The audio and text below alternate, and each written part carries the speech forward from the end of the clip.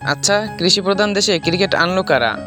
আমরা ভাত চাষে ভালো, মাছ চাষেও ভালো, কিন্তু ক্রিকেটে ধুর, এখানে তো শুধু দুঃখ চাষ করি। বাংলাদেশ পাকিস্তান ম্যাচ দেখে মনে হলো বাংলাদেশ ক্রিকেট মানেই হলো কমেডি শো।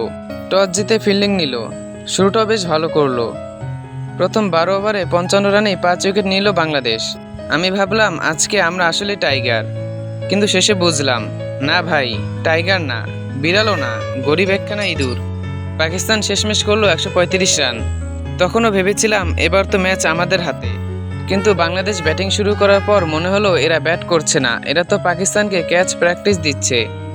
শেষমেশ 124 রানে গুটিয়ে গেল। ফাইনালের টিকিট কাগজ কেটে ডাস্টবিনে ফেলে দিল। মনে হয় কাপ জেতার একটাই উপায় আছে, গরুর গলায় এশিয়া কাপ ঝুলিয়ে দেওয়া। এখন প্রশ্ন হলো, আমরা কি সত্যি ক্রিকেট খেলতে নেমেছিলাম, না হাঁস মুরগির বাজারে দর কষাকষি করতে গিয়েছিলাম? কমেন্টে বলুন তো আপনারা কি মনে করেন।